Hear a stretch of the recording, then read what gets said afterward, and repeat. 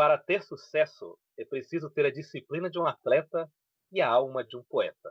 Maestro João Carlos Martins.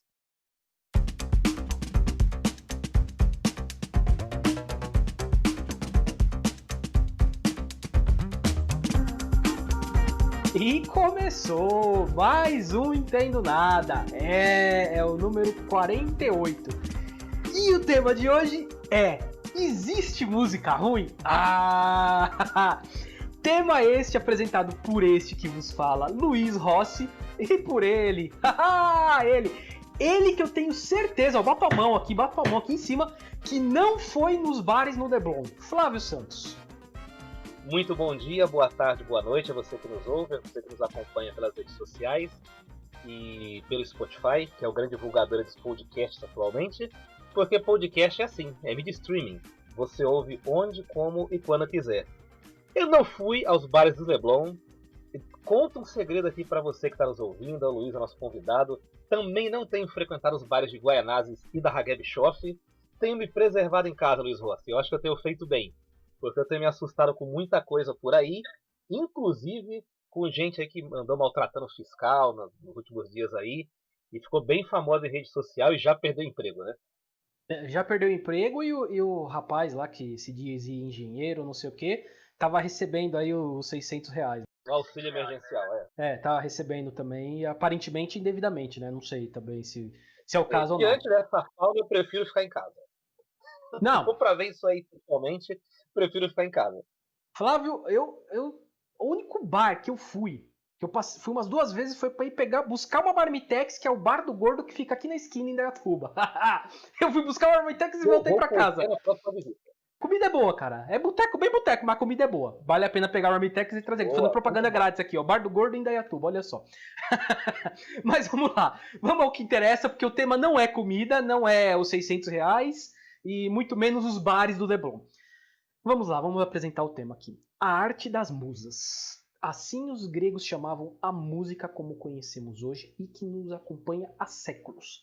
Pensando bem, eles estavam certos nessa. A boa música é exatamente como uma musa. Tem a capacidade de encantar, inspirar e desconcertar os mais duros corações de pedra. Ainda numa sociedade como a nossa, quebrar correntes que governos e cidadãos fingem não ver e acende os holofotes sobre as vozes e talentos que estavam destinados ao véu invisível da pobreza, rapaz.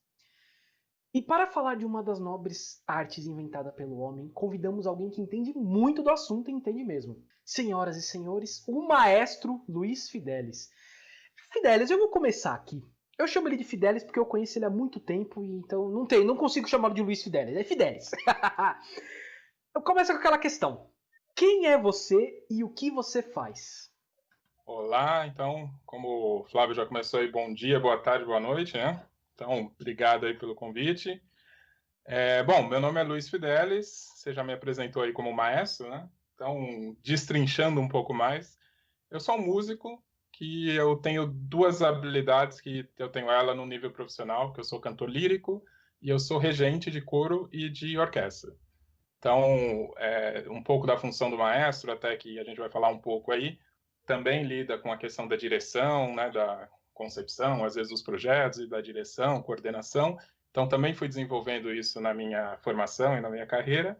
Então, hoje é assim que eu me apresento, como um regente, que é o nome que a gente dá para o métier, né, regente de coro e de orquestra, e também trabalho com essa área de gestão de projetos e direção desses grupos. Legal. Bom, eu vou ser bem sincero, todas as perguntas aqui, quem fez foi o Flávio. Na hora que ele me mandou tudo aqui, eu li, eu falei, não, tá perfeito, cara, não tem o que tirar, o que pôr aqui, tá perfeito. Eu vou fazer a questão, mas já saibam que foi tudo o Flávio que fez e muito boas questões. Fidelis, como é o cenário atual da música clássica no Brasil e no mundo? Bom, é sempre legal eu falar isso, eu tenho inclusive uma relação com a minha própria história em relação a isso, de que você já falou que a gente se conhece lá há um tempão, né? Então lá Sim. atrás, quando a gente se conhecia, que a gente era pequenininho lá, antes mesmo de eu começar a estudar música, eu tinha alguma coisa que me encantou em música clássica, o pouco que eu ouvia, assim, mas era uma coisa que eu não comentava com ninguém, era uma coisa que de vez em quando eu ouvia, comentava com ninguém. E um dos motivos que eu fazia isso, né, uma explicação que eu dava para mim mesmo na época, é que eu achava que era uma coisa assim que realmente ninguém fazia, assim, era alguma coisa que não existia mais e que estava lá em algum canto lá que por acaso chegou até mim assim, mas que nem ninguém mais fazia aquilo, né? E a minha entrada na música clássica foi justamente quando eu conheci e vi que na verdade tem um universo enorme, né? Hoje, tanto aqui quanto, né, em vários lugares do mundo, a gente tem um cenário mesmo de música clássica que envolve várias instituições, esses grupos, orquestras, corais, orquestras profissionais, né, que tem músicos lá contratados que trabalham todos os dias dedicados a isso, a montar programas, montar concertos. E aí a gente tem, paralelamente a isso, vários organismos e vários níveis que isso é feito, né? Então, até mesmo como você coloca, né, no Brasil e no mundo, né, tem muitos lugares que a música clássica realmente faz parte da cultura de uma forma que realmente está espalhado na sociedade. As pessoas tocam muito esse tipo de música, estudam e aprendem esse tipo de música e não só vão à sala de concertos para ouvir. E que tem também, né, esse outro lado. Aqui no Brasil a gente tem também esse cenário, né? Várias orquestras, vários coros profissionais. A gente tem essa música sendo feita e estudada nas universidades, como foi o meu caso de formação. E a gente também tem aqui no Brasil, por exemplo, muitos projetos sociais, um monte de coisa que trabalha através da música clássica. Então, cada vez mais também a gente está tendo esse tipo de contato e se espalhando, talvez, um pouco mais pela nossa cultura, né? Então, basicamente é isso. Tem um cenário grande, assim, bastante profissional, mas como todo tipo de música, algo que as pessoas fazem em vários lugares do mundo, né? Você falou do mundo, falou um pouco aí como que é a sua profissão, né? Agora eu quero que você fale um pouco assim do que vem do seu coração, né? As suas referências. Quais foram as suas referências e quais são suas atuais referências hoje no mundo da música clássica? Bom, eu comecei a estudar música bastante antes de decidir ser regente, né? Então, as referências de regência, elas foram vindo conforme foram vindo também a formação musical, né? A regência não é uma atividade muito antiga, né? Ela é mais ou menos da metade do século XIX, a regência como a gente conhece hoje. Então, o século XX foi o período onde isso mais se difundiu, mais teve produção nesse sentido, né? Então, os grandes regentes, né, que assim que eu comecei a estudar, eu tomei contato, que foram as primeiras referências que eu olhei e falei, bom, isso aí deve ser bem legal, eu gostaria de fazer, né? Tem 4 nomes que eu sempre tenho na cabeça, assim, que são regentes que eu sempre acompanhei, sempre vi o trabalho, e até hoje, toda vez que eu vou estudar alguma coisa nova, fazer alguma coisa, são as pessoas os regentes que eu mais ouço as gravações e mais tento achar vídeos para fazer ver o que eles fazem, né? Tem 2 regentes que são vivos ainda, que é o Bernard Haitink, um regente holandês, se não me engano, a origem dele, ele está com 80 e tantos anos, assim, e continua regendo, né? Maravilhoso. E um outro regente chamado Semyon Bishkov, que eu tenho uma relação pela própria minha história de formação, a técnica que eu uso, que é muito parecida com a dele. E tem 2 regentes que já não estão mais vivos, que também, dos que eu mais ouço aqui, que é o Sérgio Celibidache, que é um regente que era romeno, e um outro regente alemão chamado Carlos Kleiber. São regentes que eu sempre ouço, sempre estou em contato com a obra que eles fizeram. Então, você falou de vários regentes aí, eu queria que você falasse pra gente, porque nós, como público que está ouvindo, talvez não conheça tanto a fundo a música clássica e música erudita. Quem que é o Pelé da regência? O maior assim da história? O Pelé da regência? O maior assim de todos os tempos. Tem alguns nomes, né? Tem um nome que ele com certeza foi o mais famoso, porque ele foi quem realmente se dedicou a isso, né? A fazer com que a orquestra dele ficasse muito conhecida e que difundisse bem o que ele estava fazendo, que é o Karajan, Herbert von Karajan. Ele foi regente da Filarmônica de Berlim, que é uma das principais orquestras do mundo até hoje, e ele com certeza é o regente mais conhecido, assim. não tem quem ouça música clássica e que nunca ouviu falar dele ou nunca ouviu uma gravação. Ele gravou praticamente todo o repertório que tem para orquestra, ele gravou, e a gente tem até hoje esses registros, né? Então ele eu acho que é o mais famoso de todos mesmo. Bom, eu nunca ouvi falar. Mas como eu te falei, desse tema aqui eu entendo nada pra valer. Nada pra valer. Nessa semana, eu e o Flávio, a gente estava conversando, falando sobre você, sua profissão, e aí a gente caiu nisso. Ele é regente ou é maestro? Aí a gente falou, cara, mas qual é a diferença, né? Então eu pergunto pra você, qual a diferença entre regente e maestro? Então, é a mesma coisa, né? Embora a gente tem esse termo, né, regente, que é o termo que a gente usa em português para o métier, para essa função, né, da pessoa que vai lá na frente, né? Regente é um nome, eu sempre penso um pouco nisso, que em português a gente lembra do príncipe regente, né? Essa pessoa com todo esse poder, algo nesse sentido, né?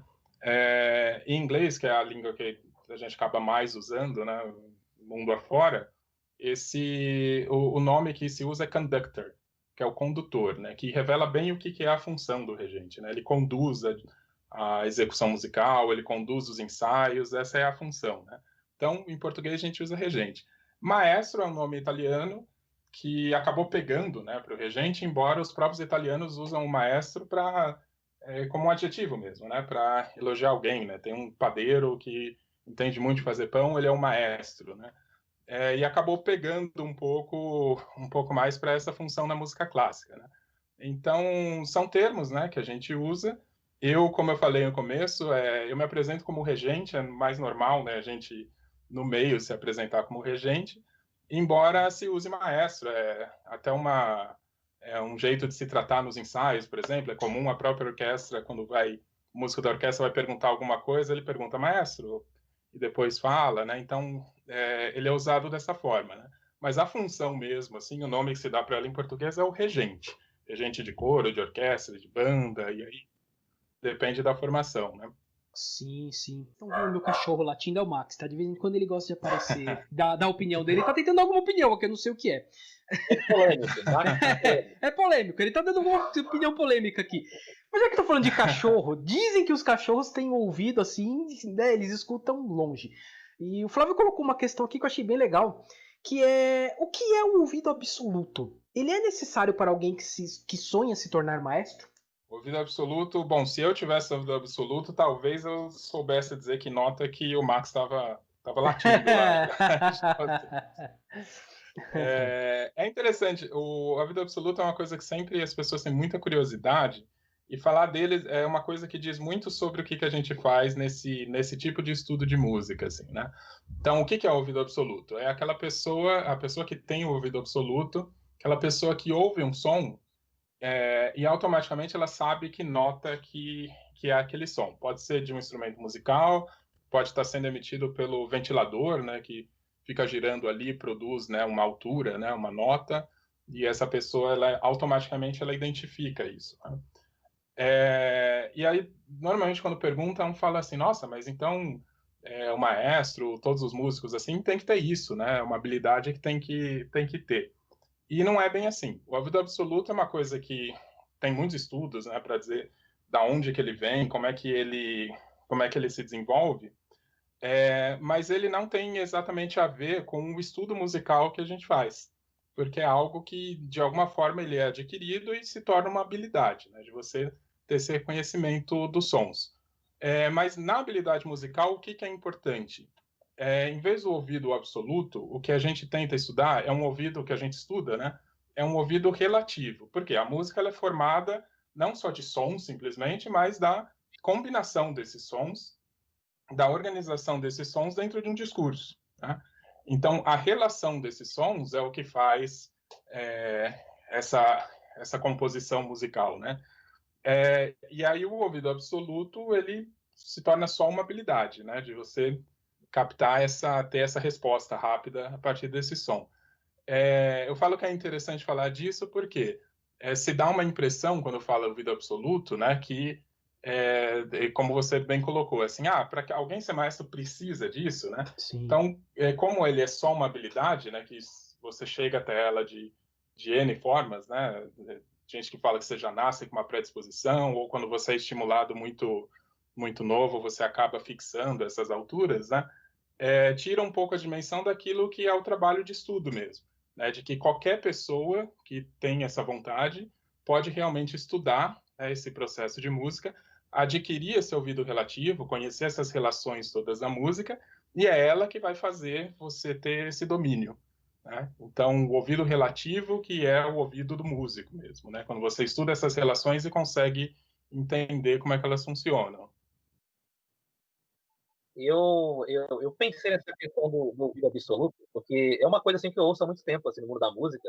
Eu nunca fui músico e não sei exatamente como funciona. Agora eu aprendi graças à sua brilhante explicação aí. E a gente vai fazer algumas perguntas polêmicas daqui a pouco, mas eu me lembrei desse assunto nos últimos dias porque eu vi uma entrevista polêmica sobre isso. Eu estava vendo uma entrevista do Sérgio Reis no YouTube. Eu adoro ver entrevista de músico, maestro, cantor. E ele estava lá se gabando, aquela coisa toda, que tem ouvido absoluto. Eu tenho ouvido absoluto, não sei o quê. E com base nesse ouvido absoluto dele, ele falou um negócio que é aí que está a polêmica da coisa, que não tem a ver com a nossa entrevista, só para relatar o que eu vi. Ele falou assim: olha, eu tenho um ouvido absoluto, eu acho isso, não sei o quê. Por exemplo, eu acho Chitãozinho e Chororó, ser ouvido um CD inteiro, um show inteiro, muito cansativo, muito chato.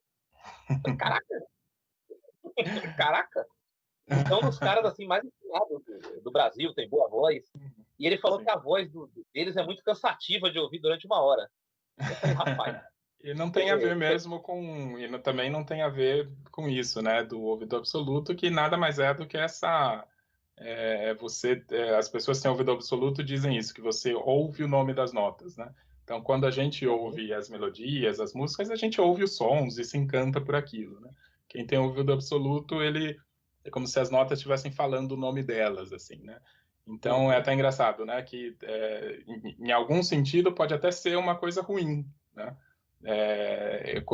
Eu conheço várias pessoas que têm ouvido absoluto e que durante o estudo de música tinham até mais dificuldade do que as outras pessoas, né? Porque se você tem que aprender essas relações, se você tem esse ouvido absoluto, fica um pouco mais difícil, né? Você não consegue ouvir os acordes, os intervalos e essas coisas que é importante aprender quando você está estudando música, né? Você ouve só os sons isolados, né? Então, as pessoas normalmente colocam isso como uma grande vantagem, mas nem sempre é, né? Depende de como você também trabalha isso, né? Essas pessoas que normalmente dizem que aprende a tocar de ouvido, né? Meu avô era assim. Meu avô sabia malemar escrever o nome, não era uma pessoa estudada tal. Mas o que ele pegava para tocar, ele tocava. Sanfona, violão, piano, ele tocava. Nunca estudou, nunca. Você acha que tem relação com isso de ouvido absoluto também?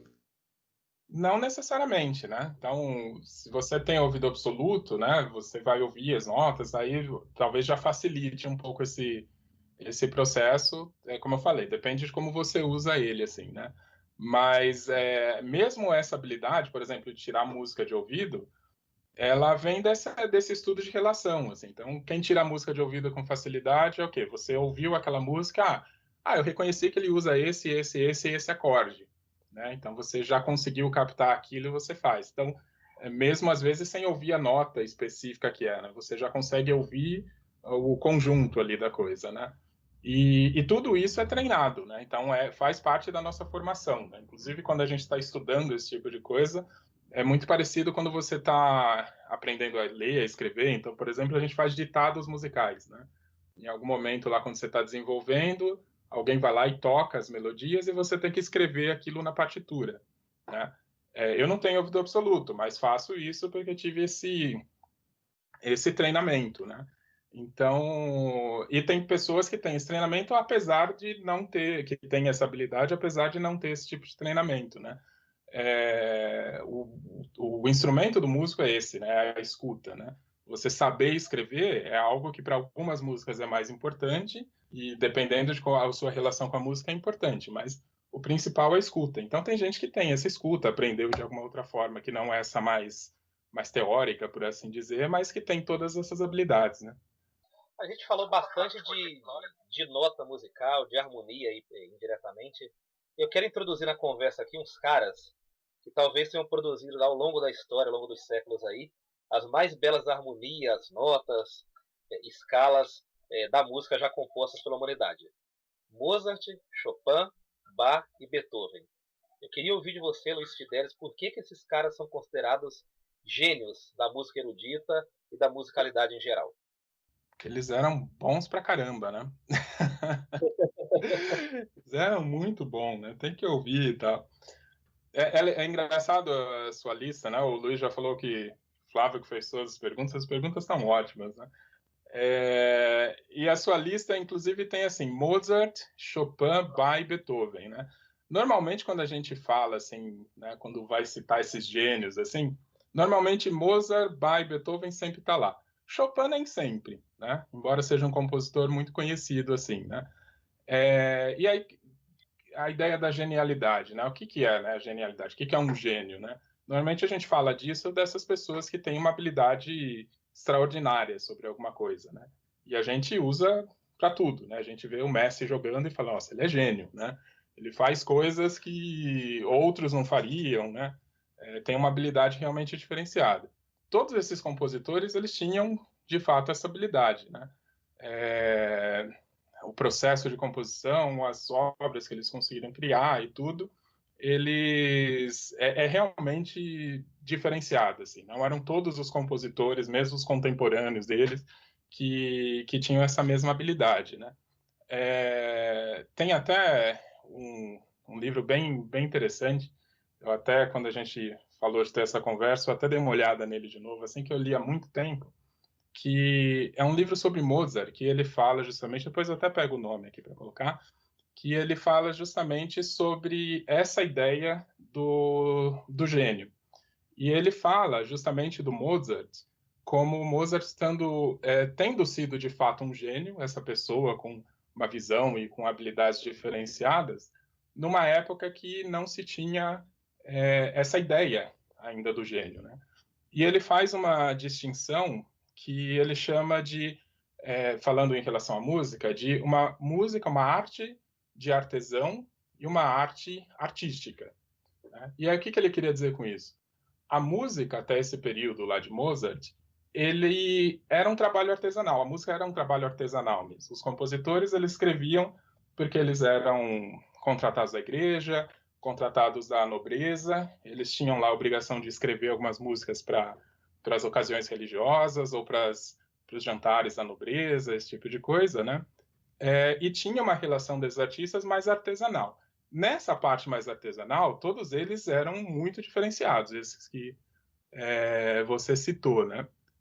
A partir, mais ou menos, depois de Mozart ali, começa a surgir um pouco essa ideia da música como sendo uma expressão artística mesmo, a expressão do compositor, uma leitura cultural, uma leitura da sociedade, todas essas ideias que foram, inclusive, elevando um pouco mais essa ideia, né, da genialidade, da capacidade de observação e de expressividade que esses compositores conseguiam dar através da música, né?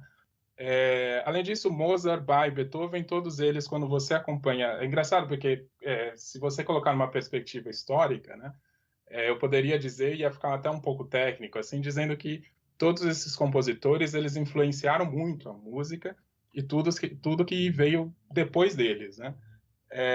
E aí a gente pode até entender, trazendo até um pouco do nosso tempo, né? Assim, o quanto das músicas que a gente ouve hoje, na verdade, são ideias, são procedimentos composicionais que esses compositores compuseram lá atrás, criaram lá atrás, né?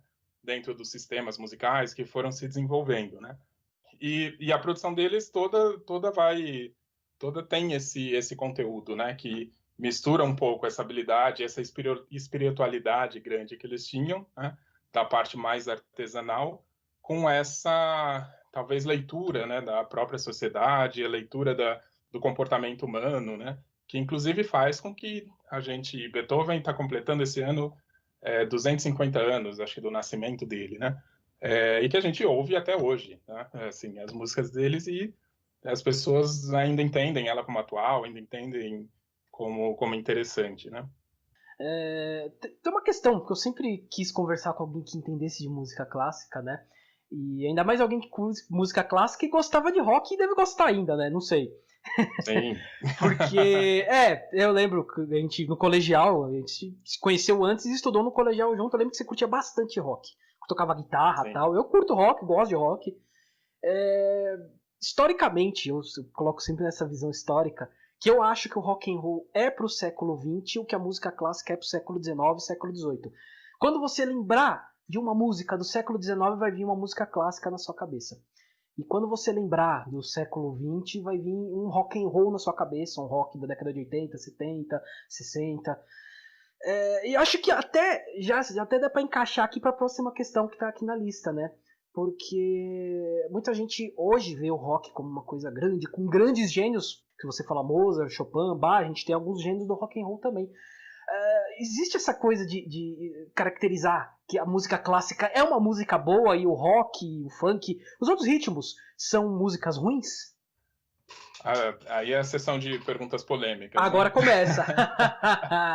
Aí Agora começa. Agora começa. Mas tem uma vantagem de falar dessas coisas mais polêmicas, né? Que é aquele tipo... Nossa, estão estourando fogos aqui. Ei. Porque é aquele tipo de resposta que você sempre começa com... Bom, veja bem. Ih, Porque pronto. elas são tão abertas, né? Mexem um pouco, né, com subjetividade, que cada pessoa acaba encarando, né? Essa sua comparação é bem interessante de rock com a música do século XIX.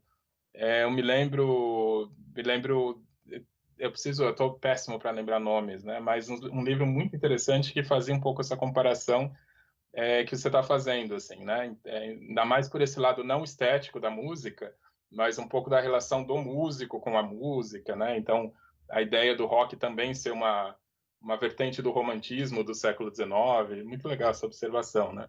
Mas em termos de música ser boa ou ruim, né? Sempre que entra nessa discussão, assim, eu me lembro um professor que eu tive que uma coisa que ele falou me influencia até hoje para pensar nesse tipo de coisa, né? Eu estudava no conservatório, eu ainda tocava guitarra, que você lembrou aí, né? Sim. Eu ainda tocava guitarra, já estava estudando piano, mas tocava, e eu fazia todas as aulas possíveis, né? Que tinha lá de prática, de banda, de tudo que eu podia tocar, né? Então eu fazia aula de jazz, fazia aula de rock, fazia aula de MPB, tocava as coisas de música erudita já. E aí um dia eu falei para ele, pô, as pessoas, por que não é todo mundo que faz isso? Assim, é tão legal ficar tocando, né? Ele falou assim, então, nem todo mundo entende, né, exatamente qual que é o barato de cada música que você ouve. Porque tem música que serve para uma coisa, tem música para outra, tem música que você ouve de um jeito, tem música que você ouve de um outro jeito. E se você tenta achar a coisa de uma na outra, muito provavelmente você vai se frustrar. Então, assim, você gosta, você quer sair para noite, para dançar e tem lá tais tipos de música. Seria muito bizarro que lá no meio da balada que você estivesse dançando começasse a tocar uma sinfonia de Beethoven. Né? Traz uma Sim. frustração até, né? Assim, além de ser muito esquisito, você fala, bom, essa música não serve muito para isso, né? Então, é difícil dizer, né, ser objetivo em relação à qualidade e tudo, sem considerar que essas músicas têm um lugar diferente, cada uma delas tem um lugar diferente para que aconteça e uma forma como ela é feita, né? O que tem a proposta, né? A proposta daquela música. O que tem, ficou um pouco essa aura, assim, né, de que tudo que a gente chama de música clássica tem, né, uma certa qualidade, e de fato, né, pelo desenvolvimento, essa linha, né, que a gente foi seguindo através desses instrumentos, dessas formações de orquestra e de coro, sempre tiveram uma escrita mais complexa e uma relação com isso, que a gente acabou até falando aí dos compositores, uma relação com essa ideia de camadas mesmo, né? De que você, através da música, você está expressando uma cultura, você está expressando alguns sentimentos humanos e pensamentos, né? Então, traz esse nível de complexidade para essa produção, né? E isso normalmente se apresenta com alguma coisa que a gente classifica como maior qualidade, né? Outras músicas não têm a mesma pretensão, mas elas também têm algum tipo de qualidade estética, de elaboração, algo assim que a gente normalmente atribui com isso, né? Agora, você dizer qual que é a música ruim, né? Provavelmente você precisa de algum parâmetro sempre, né? A gente até falou de Mozart, por exemplo, né? Uma referência que eu sempre tenho é de que quando a música era mais tratada, né, como o artesanato mesmo, era muito mais fácil você ter um pouco essa classificação, né? Então, a música era mais artesanal, tinha lá algumas expectativas, né, do que seria uma composição musical, qualquer coisa que saísse fora daquilo já estaria numa outra classificação, né? Já não teria a mesma qualidade, né? Hoje em dia, isso é muito amplo, né? Mesmo dentro da própria música erudita, tem muitas vertentes, muitas coisas diferentes que são feitas hoje em dia, né? Então, é difícil, sem você colocar, né, separar um pouco essas funções e esse lugar da música, você atribuir uma questão de qualidade, né? Aí entra um pouco de subjetividade, assim, né? Eu, por exemplo, gosto desse tipo de complexidade em música, mesmo quando não é de música clássica, mesmo no rock, que o Luiz colocou, as coisas que mais me atraem são essas coisas que trazem esse tipo de elaboração, né? Aquela composição que, é, sei lá, ele pensou muito bem naquela letra, em como vai colocar aquela composição, como que vai organizar a forma daquilo, como que vai juntar esses instrumentos, né? Então, dentro dessas camadas, assim, eu atribuo um pouco essa coisa da qualidade, né? Agora a gente vai entrar em outra pergunta polêmica. Porque como a gente estava preparando a carne, amaciando a carne, para agora Agora que vem. desferir o golpe fatal. Assim, há muitos anos atrás, eu tinha um amigo meu que fazia grafite. E, assim, era amigo meu, era só de internet. Porque no começo eu usava bastante a internet para falar com pessoas de outros estados. Pessoas que eram jornalistas, que gostavam da mesma música que eu. Eu tinha um amigo meu em Brasília chamado Cristiano. E ele gostava de rap como eu. E um dia ele falou o seguinte pra mim: Flávio, tem grupo X, Y, Z que não são músicas. Porque ali não tem harmonia, não tem nota. O cara pega uma base geralmente de outro artista, do Tim Maia, do Jorge Benjor, e começa a falar em cima. A polícia, não sei o que, blá blá, aquela coisa toda. E ele falava que tecnicamente isso não era música. E eu lembrei desse questionamento dele porque isso nunca me saiu da cabeça. Eu nunca esqueci disso. E aí eu quero trazer ele aqui para conversa. Tecnicamente, funk e outros ritmos puramente eletrônicos podem ser considerados música ou se encaixam em outra categoria? E antes de você responder, quero só fazer um adendo aqui que me surgiu agora, que hoje em dia os caras do funk, os produtores de funk, eles introduzem trechos de música clássica dos funks atuais. Teve um funk que bombou ano passado, que era do MC Fiote, era Bum Bum Tantan, o nome da música. E você lembra, você conhece, né? Eu conheci, eu ouvi. Ele usava um trecho da música do Bach, a partita em Lá menor, a flauta. Exatamente. E o pessoal quer se rasgar com isso, né? O pessoal quer morrer com isso. Mas funk e música eletrônica pode ser considerado música, tecnicamente? Então, é aquilo, né? Para não ficar totalmente, né? Quando vai essa discussão não ficar totalmente subjetiva, né? Sempre acho que pode puxar um pouco por isso. O que é a música, né? Então, a música pressupõe um pouco, né? Da organização, da forma, né? Porque não é qualquer som. A gente concorda que não é qualquer som aleatório que a gente classifica como música, né? Então, a partir desse parâmetro, a gente consegue falar um pouco dessas coisas assim. Mas o funk, ele tem uma... talvez não uma forma clássica, assim, né? Como essas músicas, para se referenciar alguma coisa assim, né? Mas ele também não é qualquer coisa, né? Alguém pensou lá no ritmo que vai colocar, na letra que vai se colocar em cima, né? Mas realmente eu acho que cabe a discussão não no sentido pejorativo, assim, de dizer, isso não é música, né? Mas até mesmo a própria forma, né, de se compor, a própria forma de fazer isso, ela realmente é um pouco diferente, né? Se a gente for pegar essas bases, né, de música clássica, né, enquanto a composição ela surge a partir dessa relação do compositor, né, de ir criando e elaborando e pensando em como vai sair de uma coisa para outra, né? O funk ele é feito de uma forma mais espontânea, né, em cima de um ritmo, da letra, ou, né, o mesmo quando você falou, não é bem uma construção melódica, mas é uma fala em cima.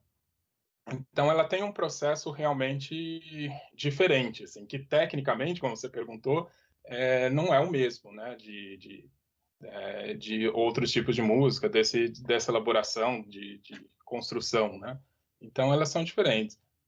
Mas você fala também, né, ritmos puramente eletrônicos, né?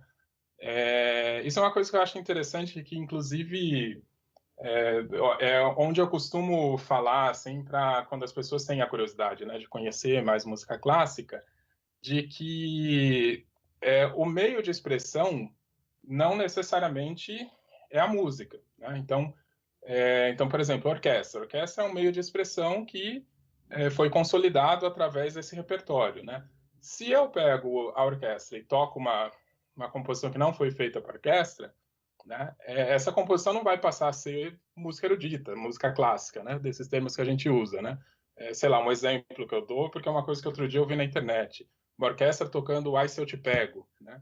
O Ai Se Eu Te Pego não virou, de repente, um grande clássico e qualquer coisa assim. Ele foi usado ali dentro daquele meio de expressão. Então, esse recurso eletrônico, né, não necessariamente esse meio faria com que alguma música não fosse classificada dessa forma mais tecnicamente, né? Depende de como é construído, depende do discurso que se é construído ali dentro, né? Mas realmente é uma questão bem polêmica, assim, né? Porque você tem que ter uma base, assim, para dizer, assim, né? Porque, por um outro lado, né, sem ser tão técnico assim, são sons organizados que dizem sobre uma cultura, por exemplo, o funk, né? Dizem sobre uma cultura, dizem sobre o dia a dia ali das pessoas, sobre o que as pessoas gostam, o que as pessoas, né? Os níveis lá, os proibidões, os negócios todos lá. E as pessoas ouvem e dançam, e né, tem tudo ali em volta disso. Então, sai um pouco desse aspecto mais técnico, né, que você perguntou, mas na questão da expressão, dessa leitura cultural, assim, tão música quanto qualquer outro tipo, né? Só para frisar aqui, antes do Luiz fazer a pergunta, eu não acho o funk ruim, eu não acho nenhum ritmo musical ruim. Eu Uhum, considero que é um fenômeno típico do século XXI. sim. Inclusive, quando eu ouço um funk, eu ouço como as pessoas, vejo como as pessoas interagem com o funk, que aqui no meu bairro é uma coisa muito popular, aqui na Zona Leste, eu percebo que as pessoas hoje procuram o funk como se fosse uma trilha sonora. Elas não Uhum, querem sentar e ouvir a música. Elas querem colocar o óculos escuro, ir para o baile, dirigir o carro e ter uma música com um pano de fundo, supostamente falando sobre a música, sobre a vida dela. Então ele uhum, está mais ali para uma trilha sonora, para um jingle, está flutuando aí nesse meio. Antes do Luiz sim. fazer outra pergunta, me surgiu uma dúvida aqui a respeito de orquestra. Uma das coisas que eu já vi musicalmente mais bonitas assim, na minha vida foi uma orquestra de moda de viola. Eu vi uma vez uma virada cultural e eu fiquei muito impressionado com aquilo. Eu achei lindo. Aquelas violas, Uhum. cada uma num tom tal. Aquilo pode ser tecnicamente considerado uma orquestra? Sim, não é uma orquestra tradicional, né? A orquestra, o que a gente chama hoje de orquestra, né? Uma coisa que foi se desenvolvendo e que a base dela está ali mais ou menos no meio do século XVIII, né? Então, a formação, né? Quais instrumentos estão lá e a quantidade que eles estão, é uma construção que veio desse repertório, né? Mas mesmo a própria palavra orquestra, né? Dessa união de instrumentos, assim, ela também é aplicada a outras coisas. Então, você tem orquestra de viola, né? De viola caipira. Não, você falou de sanfona? Não, já Não, a minha viola. memória, como é que tá? De viola Viola, mesmo, viola. né? Orquestra de viola, mas também tem orquestra de sanfona, orquestra de bandolim, eu já vi, né? Que basicamente é a mesma ideia, né? Você tem ali um conjunto de instrumentos dividido em naipes, né? Alguns instrumentos, as linhas diferentes em cada um dos instrumentos, e numa quantidade, né? Que é o que pressupõe um pouco a orquestra, né? Então a gente usa o mesmo termo e ele é basicamente a mesma coisa mesmo, né? Só não é esse tradicional do mesmo repertório, tudo. Mas tem essas variações. Por exemplo, nos tempos de guitarra o Luiz citou aí, eu cheguei a tocar numa orquestra de guitarras, por exemplo, que Olha, tinha lá no conservatório, e a gente tocava, era uma coisa que um professor tinha lá, ele tinha um quarteto de guitarras, e aí ele resolveu fazer uma orquestra, né? E era uma orquestra de guitarras, tocando Mozart. Mas era isso, várias guitarras com afinações diferentes, né? Com linhas diferentes, então no mesmo esquema de uma orquestra tradicional, né? o rock tem muito da música clássica também, né? Algumas bandas, né? Não tudo, mas muitas, né? Eu Sim. lembro bastante do Metallica, tem um grande CD deles que é com uma filarmônica, não lembro de que lugar. Uhum. O Scorpions também tem. Várias bandas de rock Sim. tem, né? Então é bem Deep interessante. Purple, antes, o rock progressivo usava o muito, progressivo. citava temas e Sim. tinha uma influência muito grande, assim. E depois teve essa fase que tinha mesmo os concertos com orquestra, né? Tem o álbum do Deep Purple É verdade, tem o que Purple também. é feito com orquestra. Cheguei a ver acho que em 2000, alguma coisa assim, eles vieram e fizeram esse concerto com orquestra. Nossa, deve ter sido muito legal. Muito Muito legal, legal. muito legal. Muito legal. Fazer a última questão, a última pergunta do dia aqui, que a gente vai sair um pouco do rock e vamos entrar no samba. Olha, Olha lá. vamos cantar Baterias. samba? Eu canto Vamos samba, cantar o às vezes. samba. Samba também? Vai dar umas batucadinhas de vez em quando. Eu tenho um amigo que sempre me enche o saco pra gente cantar samba, Sim. e eu gosto, mas eu acho que eu canto mal samba, então eu não faço. Eu nem tento, eu tô fora. Eu queria ter, eu falei do meu avô aqui, eu queria ter, tipo, 10% do que meu avô entendia de música, eu já tava feliz. Eu já estaria feliz. Olha, eu realmente sou péssimo pra tocar qualquer coisa. Acho que Malemar Palma eu consigo bater, mas vamos lá. Você desafina batendo palma. Batendo palma, sim. Mas é uma das coisas mais legais, assim, porque eu já vi baterias de escola de samba, e nem era dessas grandes escolas de samba, né? E é uma coisa assim, te paralisa, né? Uma coisa tão bonita. Elas podem ser consideradas uma espécie de orquestra, e os mestres de bateria são como maestros? A escola de samba, eu acho que na verdade tem diferenças, né? Porque assim, que daí toca um pouco para própria função do maestro, assim, né? Então, o mestre de bateria, ele normalmente ele é mais ou menos um coordenador ali, né? Tanto que ele não está o tempo todo ali regendo ali os músicos lá da bateria, né? Ele está lá, às vezes com apito, né? E ele dá os sinais, e as pessoas sabem qual que é a virada que eles vão fazer, qual o ritmo que eles vão seguir, né? Então, ele tem essa parte do trabalho do regente que é de coordenar mesmo, de ser o centro ali, ser alguém que vai organizar para que todo mundo esteja junto fazendo a mesma coisa, né? No trabalho do regente tem um pouco mais do que isso, né? Tem a parte de interpretação do repertório, que daí você meio que decide as coisas que vão ser feitas lá e que tem uma ação mesmo de direção, de condução. Através da técnica e do gesto, você conduz o grupo para que toque daquela maneira que você gostaria, né? Então, não só de você apontar ali as direções, né? Mas de você realmente participar ali da construção musical, né? Mas aí, em relação à bateria, é um pouco diferente, mas cai um pouco nisso que o Flávio perguntou, né? De outros grupos, assim, a bateria também tem lá, né? Os instrumentos mais agudos, os médios, os graves. Os graves têm tal função, os médios têm tal função, o agudo tal função. Então é uma organização de conjunto assim que em alguma coisa tem a ver com a orquestra assim. Sim. Rapaz, foi uma aula, hein, Flávio? Olha, uma bela aula de Aula música aqui hoje, hein? Aula gratuita. A gente, ao longo do tempo que nós temos o podcast, estamos chegando já na 50ª edição. Eu toquei Legal. hoje disso. E a gente teve algumas aulas magnas a respeito de alguns assuntos. Hoje foi um dia. A gente aprendeu pra caramba. Tem muita coisa de música, assim, porque normalmente as coisas, né, quando se abordam em relação à música clássica, os mais clássicos é isso, né, abordar como se fosse uma coisa extremamente distante, né, sempre se fala coisa mais elitista, algo assim, né, e quando a gente está fazendo música, assim, né, não tem absolutamente nada disso, assim, né, então o que motiva a fazer é realmente que as coisas são bonitas, são belas e são interessantes de serem feitas, assim, né? E todo mundo que faz tem essa convicção, né, de que todo mundo que resolve ouvir alguma coisa, assim, acaba gostando porque realmente é bastante bonito, assim, a gente gosta muito disso, né? Então, é sempre legal falar, né? Falar de música e trazer um pouco assim, porque por mais que não seja, né, exatamente a música clássica, que é o que eu faço, assim, quanto mais as pessoas, eu acho isso, que quanto mais variadas as músicas que as pessoas ouçam, melhor, né? Cada uma traz algum tipo de coisa diferente, mexe com a cabeça, com os sentimentos, com a expressão e com tudo. Então, quanto mais a gente consegue, né, ser eclético, ouvir mais coisas, eu acho que é mais interessante, né? É isso. Falamos tanta coisa boa aqui, tanta coisa legal de música. As pessoas gostam muito de música, né? É uma coisa assim. Não importa o estilo, mas as pessoas gostam, né? Coisa da humanidade mesmo. Ah, isso aí. Falamos tanta coisa boa e agora vamos falar um pouquinho de fake news. Ah, rapaz. Ah, vamos lá para o nosso Isso Não Existe. Como especialista, eu posso garantir: isso não existe. Ai, ai, ai. Bom, para quem tá ouvindo a primeira vez, o Isso Não Existe. A gente pega uma fake news, alguma coisa que tá rolando por aí, nos WhatsApps da vida, né, nos grupos por aí, alguma fake, né, não importa muito o tema, a gente vê, tá sendo falado, a gente traz aqui, né.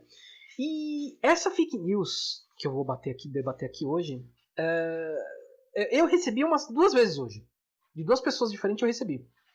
Claramente eu vi aquilo e falei, não, isso é uma fake news, tá na cara que é uma fake news. Aí eu entrei naqueles sites que eu sempre entro pra ver quando tem alguma fake news rolando e tava lá no boatos.org, né? Ou aí no e-farsas ou no boatos.org você vai achar fake news lá. E eles estavam falando, né? Essa aqui, a gente já meio que falou sobre ela. Desde o começo da pandemia já apareceu umas 5 vezes, só que com empresas e produtos diferentes. A primeira que eu vi foi na época da Páscoa, que a Cacau Show estaria dando chocolates grátis por causa da pandemia, então você tinha que acessar o link que eles estavam mandando lá e se cadastrar. A segunda que eu vi era uma ligada à Ambev, que a Ambev distribuiria álcool em gel grátis também, você entrava nesse link, se inscrevia, tal, e não dava em nada, né? A terceira foi da Heineken, que ela estava dando cerveja grátis. Tinha mais uma, acho que da Skol também. E essa aqui, que é da Coca-Cola, dando frigobar. Genial. Olha. Assim, qual a ideia de você achar que você vai entrar num site, você vai se inscrever, você vai ganhar um frigobar, né? Eu não consigo entender. Tipo, você pensa no álcool em gel, é um negócio barato, vá lá, pode ser. De repente você escuta mesmo que alguma empresa está doando álcool em gel, você até cai nisso. Você fala, deve ser a Ambev mesmo, então eu vou entrar lá. Agora, a Coca-Cola dando frigobar, sabe? Eu dei uma olhada rápida aqui no site de compra. Um frigobar mediano, não de ponta, tá R$ 600. Você imagina. Não, aí você esbarra em 2 problemas. Primeiro, como que iria financiar uma campanha dessa? Dar um frigobar vai de R$ 600 cada, para cada um compartilhar. E o segundo, como que ia fiscalizar quem compartilhou? Pois é. Como é que ia verificar? Ah, o Luiz compartilhou comigo? Como é que o Luiz vai provar? Como é que eu vou provar isso aí? Como é que fiscaliza um negócio desse? Para se ver que a fake news ela sempre se baseia em coisas absurdas. Nesse caso, uma coisa que ia arrebentar com o orçamento da Coca-Cola, mesmo ela sendo uma empresa multimilionária, bilionária, e não tem fiscalização, não tem como conferir. Todo sorteio precisa de uma auditoria, né? E não teria como auditar esse tipo de coisa. E o que tem a ver com a pandemia, né? Tô só Não, tá dando. Acho que é para as pessoas ficarem em casa, sei lá. Eu não sei. Assim, ela não é uma fake news perigosa, entre aspas, vamos colocar aqui, não é, né? Porque a gente falou na semana passada de uma que é perigosíssima, que a gente falou com a doutora Melanie, né? Aliás, um salve para ela. E falamos da vacinação, da questão da vacina para o autismo, né? Que isso cria uma ideia por trás de que você não tem que vacinar. Isso é muito perigoso. Essa aqui não acontece, você não está entrando num golpe, você não está dando dados de cartão, por exemplo, nada. Você está dando dados assim, você coloca mais ou menos o seu endereço, não é seu endereço certo, mas você põe o seu bairro e tal. E eu tenho a entender que esses tipos de fake news servem para ver até onde vai chegar o tipo de mensagem que as pessoas estão mandando.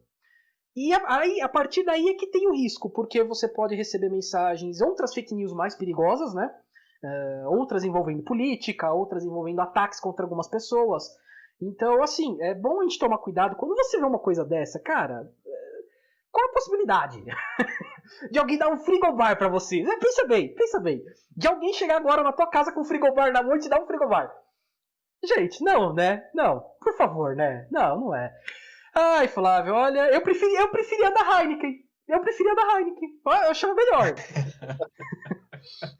Eu preferia da Império. Você apresentou a cerveja Império quando eu fui. Império é boa. Não, cerveja Império é boa. É boa. Se tivesse negócio pra compartilhar e ganhar Império, talvez eu compartilhasse. Eu ia cair. Ai. É isso aí, gente. É isso aí, olha. Que situação, cara. Que coisa. Mas vamos falar de uma outra coisa aqui, de outro tema. Já falamos bastante de cultura aqui hoje, mas vamos lá, que temos aqui algumas dicas culturais para serem dadas aqui. Dicas culturais.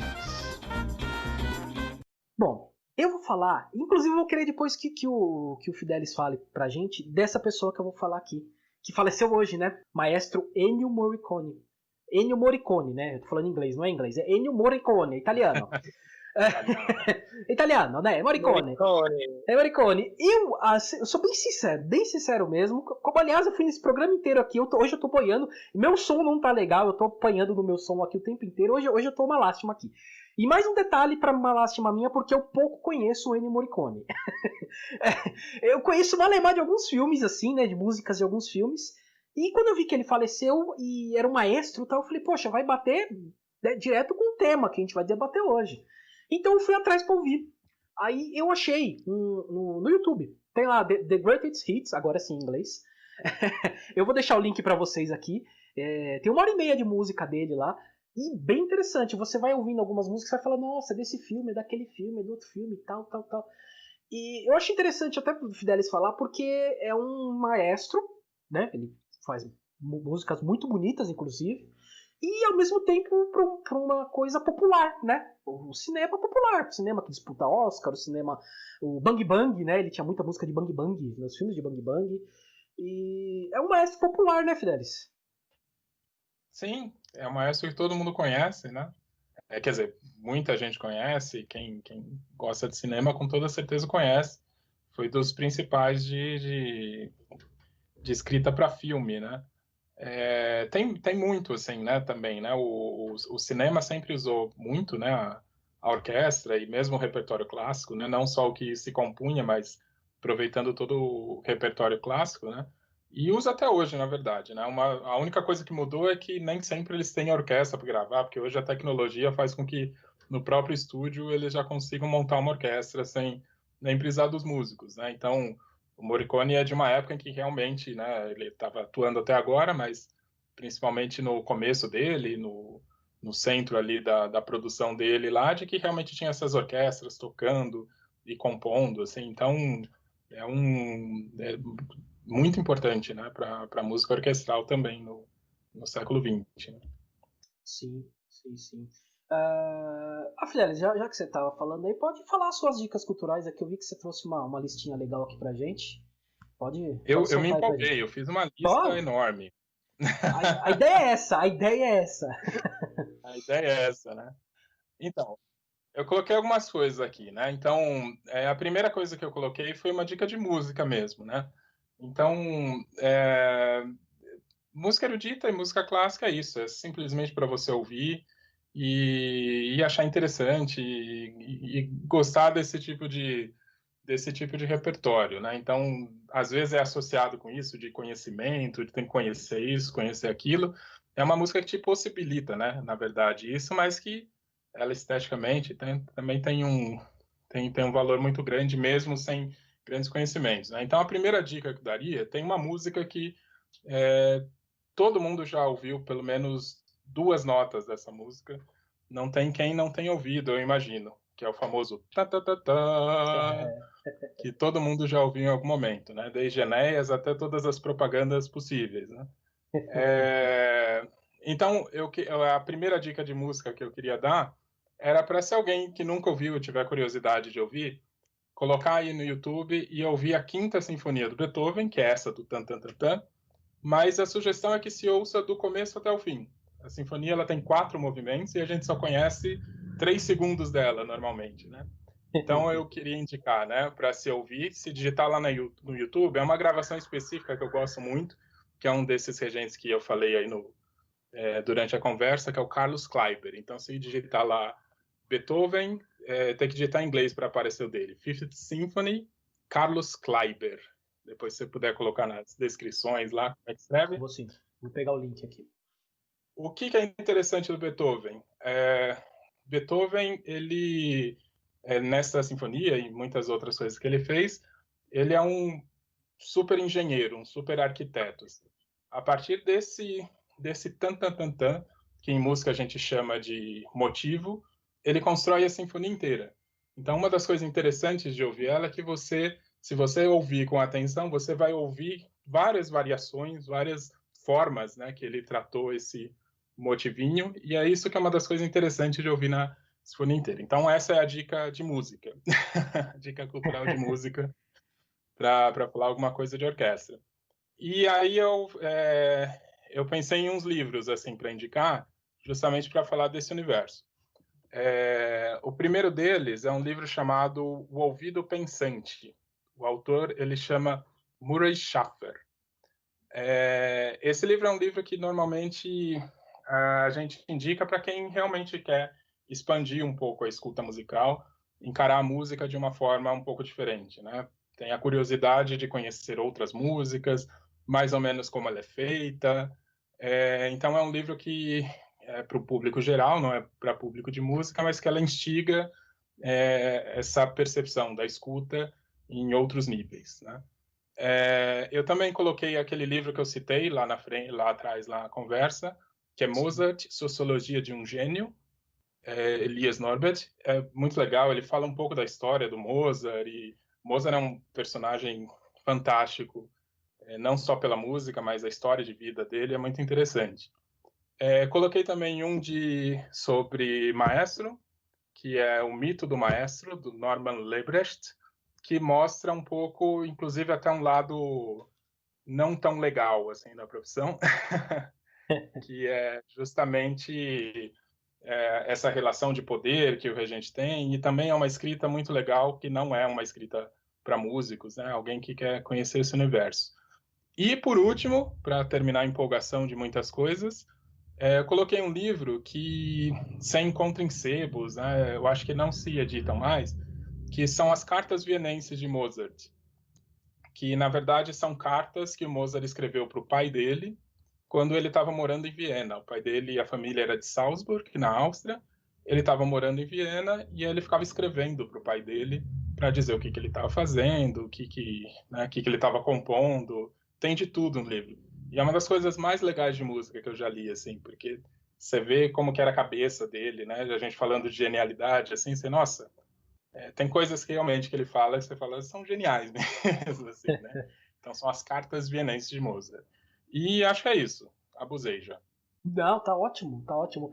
Vou procurar todos esses livros aqui pra ler, cara, porque realmente parece ser muito bons e eu já até achei o link aqui da Quinta Sinfonia, já postei aqui. Vai ficar, vou deixar no postagem para vocês procurarem, ficar mais fácil. Deixo lá.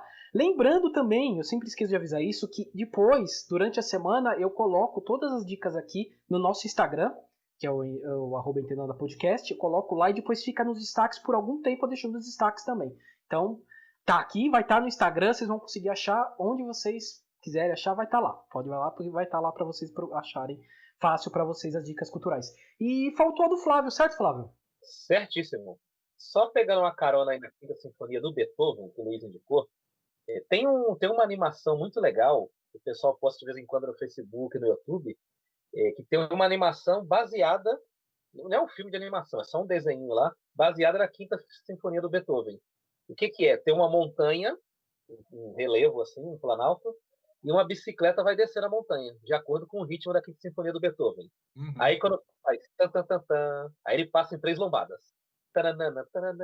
Aí começa a subir e descer. É muito legal, principalmente para criança, para entender a genialidade da música. Eu acho que essa animação, você já viu, né? Eu já vi. Acho muito legal. Tem de outras músicas também, E eu acho legal por isso. É uma forma que eles encontraram de ilustrar a música mesmo. Então, é como se você tomasse um outro contato ali com a música, assim, que fizesse até você entender um pouco mais, se sentir um pouco mais dentro, assim. É muito Isso, muito legal. bom. Eu tenho duas dicas culturais. Uma é um filme que fala sobre barulho. A gente falou aqui de boa música, um som qualificado, pensado, estruturado, mas tem um que fala de barulho, que é o filme com Tim Robbins, Passando dos Limites. Ele é um cara que mora em Nova York, mora num daqueles apartamentos clássicos ali perto do Central Park, e numa dada noite ele acorda com o barulho de um alarme tocando. E ele se incomoda com aquilo. E aí ele parece que começa a surtar com aquilo, porque ele sempre fica incomodado quando passa por um alarme de carro tocando, ou quando toca quando ele está dormindo, ou quando toca quando ele está a caminho do trabalho. E ele começa a vandalizar os carros, por conta do alarme dos carros. Ele começa a ficar muito bravo e irritado com isso. Então esse filme mostra, depois você vai assistir aí, que é muito legal, o filme é até engraçado, esse filme mostra o quanto a nossa sociedade é ruidosa. Se por um lado tem barulho qualificado, como o Luiz Fidelis faz o trabalho dele brilhante na orquestra, tem coisa boa para ser ouvida, tem muita coisa ruidosa no dia a dia. Seja com alarme de carro, seja com a praça de alimentação do shopping. Então o ruído, o barulho, principalmente o ruim, ele interfere muito negativamente na nossa vida. Eu queria indicar esse filme e quero indicar um disco, que para mim é um dos melhores discos da história da música popular brasileira e da música mundial, que é o disco do Jorge Benjor, A Tábua de Esmeralda.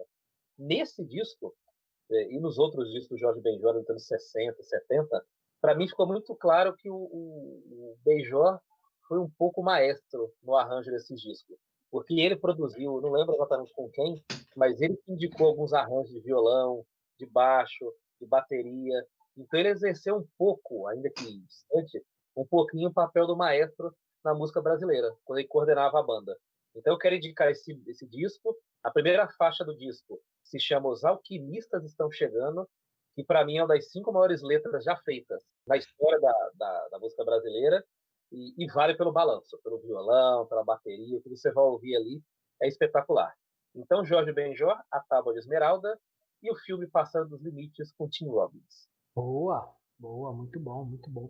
Como disse o Flávio, existem as coisas boas, né? Os sons bons, que é tipo o Luiz Fidelis faz, e tem os sons ruins, que é tipo eu e o Flávio falando aqui.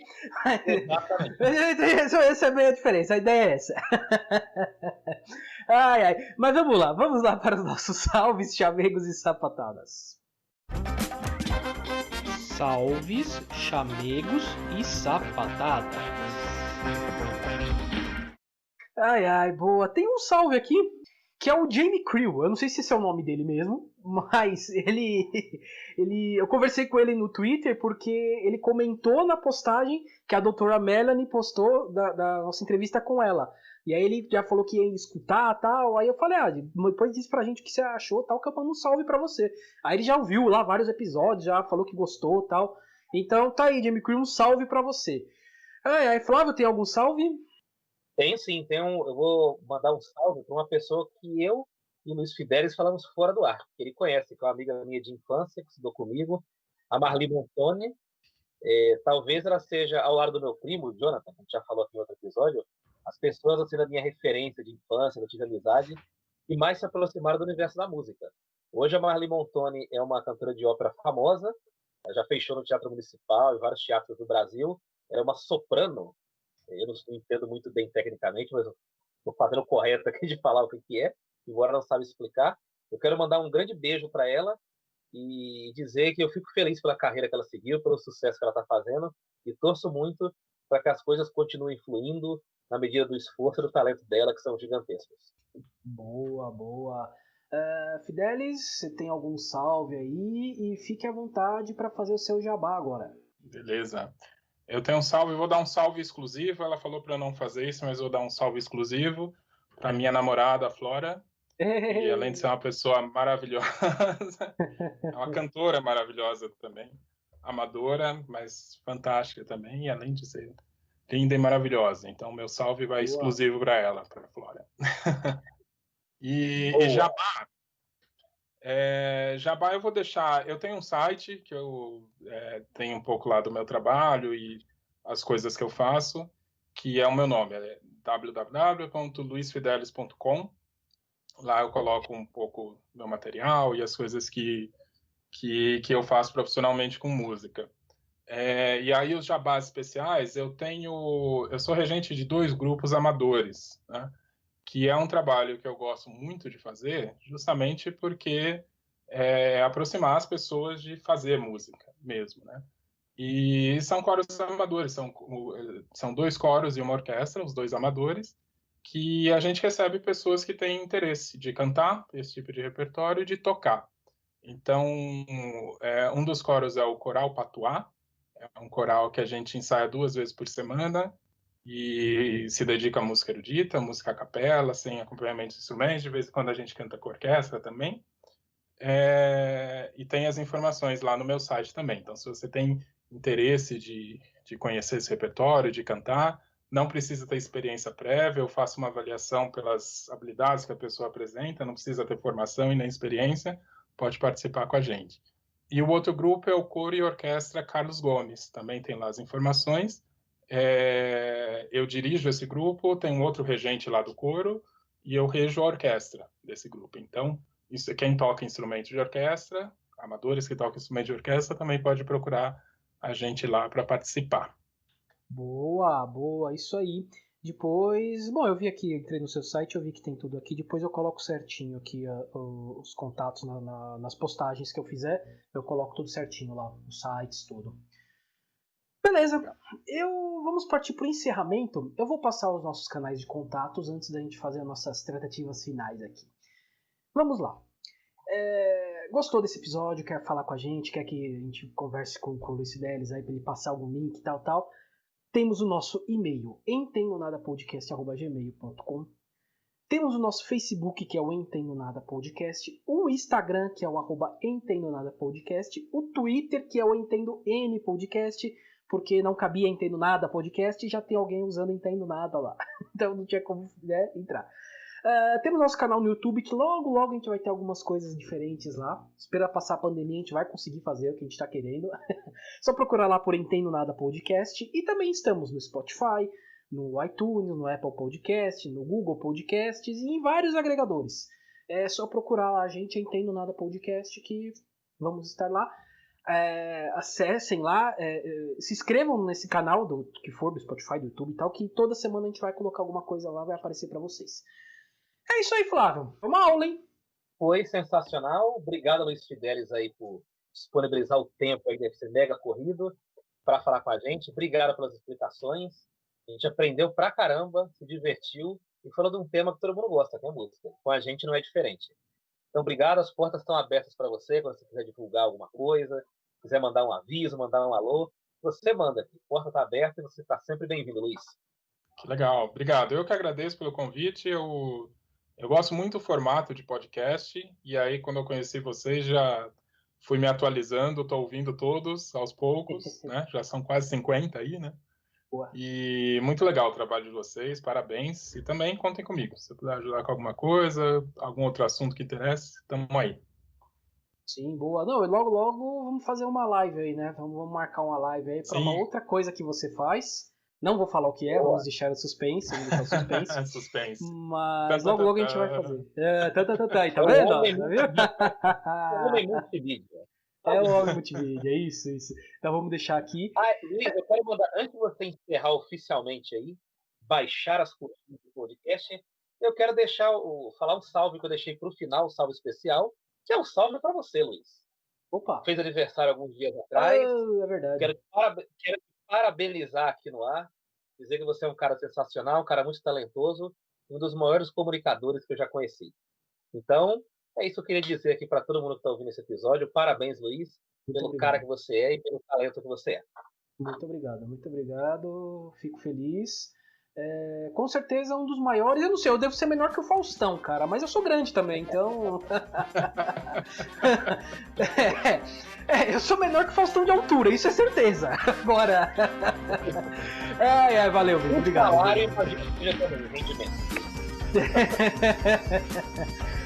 Valeu, gente, obrigado, valeu. É isso, gente, vamos nessa, vamos lá. 1, 2, 3, fomos!